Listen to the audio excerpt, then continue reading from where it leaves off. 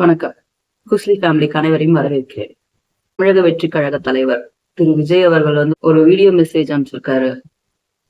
அதுல அவர் சொன்னது என்னன்னா, சோசியல் மீடியால இருக்கிற பீப்புள்ஸ், கட்சி நபர்கள் யாராக இருந்தாலும் அவங்க எல்லாரையுமே விர்ச்சுவல் வாரியர்ஸ் அப்படின்னு மென்ஷன் பண்ணியிருக்காரு. அதே போல தவறான வார்த்தைகளை யூஸ் பண்ணாம டிக்னிட்டியோட சோசியல் மீடியாவை கையாள சொல்லியிருக்காரு.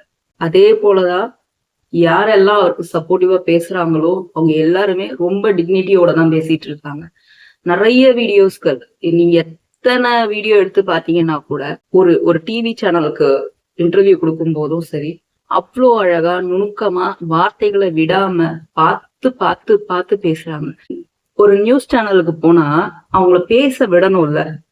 நான் ஒரு 2 வாரம் முன்னாடி வீடியோ கூட பார்த்தேன். திரு ராஜ்மோகன் அவர்கள் பேசிட்டு இருக்காரு டிவிக்கு. நெறியாளரே பேச விடாம தடுக்கிறாருங்க. அவர் வர ஒருத்தர் ஒரு கேள்வியை வச்சாரு. அந்த கேள்விக்கான பதில் இவரை சொல்லணும்ல. இவரு சொல்ல வர்றதுக்குள்ள நெறியாளர் குறுக்க பூந்து அதை தடுத்துக்கிட்டே இருக்காரு. இது நான் டிவிக்கேக மட்டும் பேசல. எந்த கட்சியா இருந்தாலும் உங்களுக்கு இன்டர்வியூஸ்க்கு கூப்பிடுறீங்க அப்படின்னா அவங்கள பேச விடுங்க. அவங்க பேசினாதானே உங்களுக்கு அதுக்கான பாயிண்ட்ஸ் எடுத்து பேச முடியும். மேபி நிறைய இடத்துல நெறியாளர்கள் இதுதான் கேள்வி கேட்கணும், இவங்களை இதுக்கு மேல பேச விடக்கூடாது, இவங்களை இங்க டம்ப் பண்ணுங்கன்னு அவங்களுக்கு வந்துகிட்டே இருக்கலாம். ஆனா அப்படியே தெரியுது பச்சையா. அவர் 3 பாயிண்ட் நான் சொல்றேன், வெயிட் பண்ணுங்கன்றாரு. ஆனா கேட்க மாட்டேங்கிறாங்க. இல்ல ஒரு நிமிஷம் நெறியாளர் நிறுத்திக்கிட்டே இருக்காரு. இது என்ன ஒரு அப்புறம் எதுக்கு சேனலுக்கு இன்டர்வியூ கூப்பிடுறீங்க? இப்போ ஆள்றது டிஎம்கே தான் இங்க.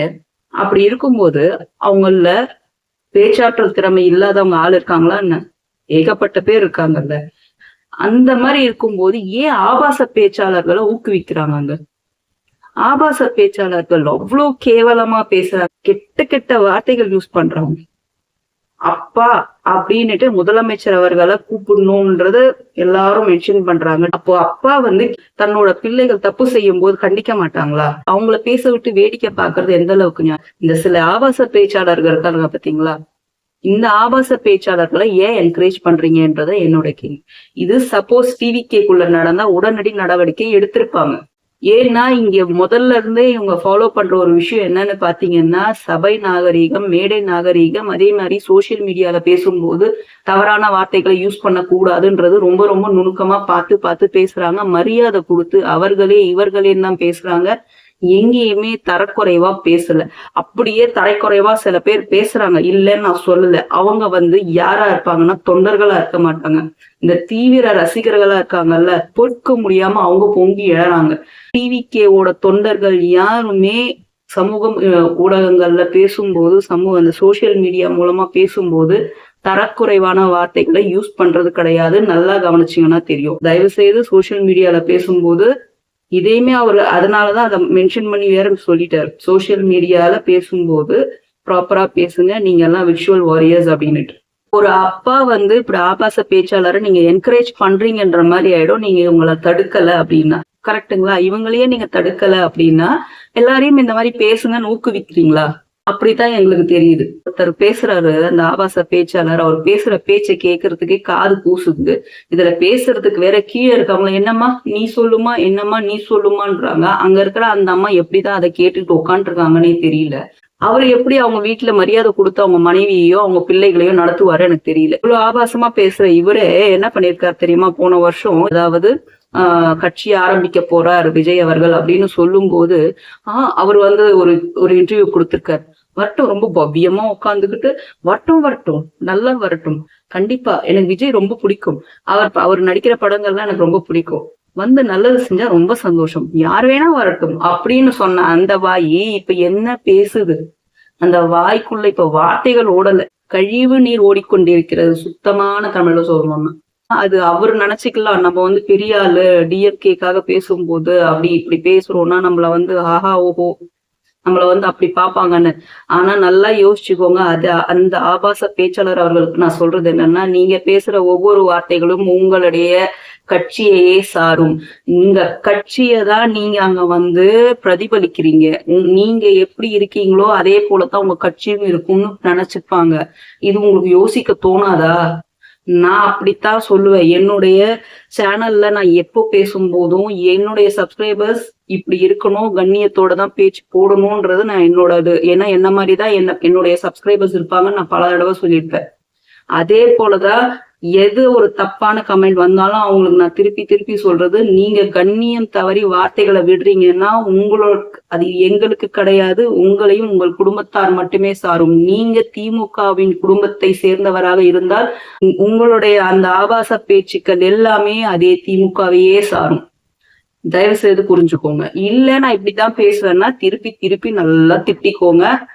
அவங்களும் நல்லா காது குளிர கேட்டுக்கிட்டோம். டிவிக்கே உடனே இத காதுல எடுத்துக்கிட்டு அவர் அப்படி பேசிட்டார், இவர் இப்படி பேசிட்டார் அப்படின்னுட்டு காதுல வாங்கிட்டு அப்படியே உட்காந்துக்க போறது கிடையாது. அடுத்தடுத்த நிகழ்வுகளை நோக்கி நகர்ந்து போய்கிட்டே இருக்கும். நிறைய இடத்துல நடிகர்கள் ஏன் வராங்க, நடிகர்கள்லாம் வரக்கூடாது. நல்லா எடுத்துக்கிட்டீங்க, நம்ம தமிழ்நாட்டுல எம்ஜிஆர் அவர்கள் ஆட்சி செய்த போது இருந்த காலம் எப்படி இருந்தது, திரு ஜெயலலிதா அம்மையார் அவர்கள் ஆட்சி செய்த போது காலம் எப்படி இருந்தது, கலைஞர் அவர்கள் கூட திரைப்படத்துறையில இருந்தவர் தான். அப்படி இருக்கும்போது நடிகர்கள் வரக்கூடாதுன்னு நீங்க எப்படி சொல்வீங்க? இப்போ இருக்கிற அரசியல்வாதிகளோ இல்ல இதுக்கு முன்னாடி இந்த அரசியல்வாதிகளையோ கம்பேர் பண்ணும்போது நடிகர்களா இருந்து திரைப்படத்துறையிலிருந்து அரசியலுக்கு வந்தவங்களுக்கு தான் மக்களோட வலிகள் புரிஞ்சிருக்கு, மக்களோட மக்களா கலந்தாங்க. ஏன்னா நடிக்கும் போது அவங்க அந்த பாத்திரமாவே வாழறாங்க அந்த இடத்துல. அப்படி வாழும்போது அது என்ன கஷ்டம்னு தெரிஞ்சுதான் அங்க நடிக்கிறாங்க. அதனாலதான் அவங்களுக்கு அதிகமா வலிக்கும். கண்டிப்பா செய்வாங்க. இந்தியாவிலேயே நம்ம சவுத் இந்தியா சைட்ல இருந்து திரு பிரதமர் அவர்களுக்கு போட்டி போடுறதுக்கு சான்சஸ் கிடைக்க இருந்தது யாருக்கு தெரியுமா? திரு என்டிஆர் அவர்களுக்கும் திரு செல்வி ஜெயலலிதா அம்மையார் அவர்களுக்கும். நிச்சயமா அம்மையார் இப்ப உயிரோட இருந்திருந்தாங்கன்னா அவங்க அடுத்த பிரதமருக்கு போட்டி போட அவ்வளவு தகுதியான ஒரு பர்சன், போட்டியே போட்டிருக்கலாம். அதனாலதான் சொல்றது, அவ்வளவு பவர்ஃபுல்லான தலைவர்கள் உருவாகும் போது நீங்க ஏன் வேணாம்னு சொல்றீங்க? எங்க இருந்து வேணா தலைவர்கள் உருவாகலாம், இங்க இருந்துதான் உருவாகணும், இங்க இருந்து உருவாக கூடாதுன்னு எதுவுமே கிடையாது. ஒருத்தரால நமக்கு நல்லது நடக்குது, அவர் தலைவரா நமக்கு நல்லது பண்ணுவாரு அப்படின்னும் போது தாராளமா ஏத்துக்கலாமே. யாரு வந்தா என்னங்க, நல்லது பண்ணா போதும். நான் திருப்பியும் சொல்றேன், திமுக கட்சி ஒண்ணுமே செய்யலன்னு நான் சொல்லவே இல்லை. அண்ணா அவர்களால உருவாக்கப்பட்ட திமுக ஆட்சி கலைஞர் அவர்களால வளர்க்கப்பட்டது. அதுக்கப்புறம் இப்ப திரு ஸ்டாலின் அவர்கள் முதல்வரா அதை பண்ணிட்டு இருக்காங்க. அவங்க கொண்டு வந்த ஸ்கீம்ஸ கொஞ்சம் அப்படியே குளோரிஃபை பண்ணி இன்னும் கொஞ்சம் பெட்டரா இவங்க கொண்டு கொடுத்துட்டு இருக்காங்க. புதுசா என்ன கொண்டு வந்தாங்க அப்படின்னு 2-3 ஸ்கீம் தான் ஆட் ஆயிருக்கு. அதே போல அவங்க கொடுத்த வாக்குறுதிகள்ல பல வாக்குறுதிகள் நிறைவேற்றப்படவே இல்லை. இப்ப கரண்ட்ல சிச்சுவேஷன் என்ன நடந்துகிட்டு இருக்கு, ஏடிஎம்கே பக்கம் பாத்தீங்கன்னா யாருமே இல்ல. பவர்ஃபுல்லான ஒரு தலைவர்னு பார்த்தா அங்க யாருமே கிடையாது. அம்மையாருக்கு எப்போ எல்லாரும் வளைய ஆரம்பிச்சாங்களோ அப்பவே அவங்க முதுகு தண்டு வளைஞ்சு போச்சு. எந்த கட்சிக்கு வேணா அவங்க வளைஞ்சு கொடுத்துடலான்ற மாதிரி ஆயிடுச்சு. இந்த பக்கம் பாத்தீங்கன்னா இப்போ டிஎம்கேல நடந்துகிட்டு இருக்கு வழி வழியா. ஆனா அவங்க குடும்பமே எடுத்து நடத்துறதுன்றதுதான் பெரிய இஷ்யூவா இருக்கு. திரு உதயநிதி அவர்களுக்கு என்ன எக்ஸ்பீரியன்ஸ் இருக்குன்னு பல பேர் கேள்வி கேட்கிறாங்க. அதையும் தாண்டி மூத்த அரசியல்வாதிகள் அந்த டீம்ல இருக்கும்போது ஏன் இவருக்கு கொண்டு கொடுத்தாங்கன்ற கொஸ்டின் பெரிய கொஸ்டின் மார்க். அதுக்கு எக்ஸ்பிளனேஷன் யாருமே ப்ராப்பரா கொடுக்கவே இல்லையே. மக்கள் நீதி மையம் அதுக்குள்ள என்னதான் பண்றாங்கன்னே தெரியல.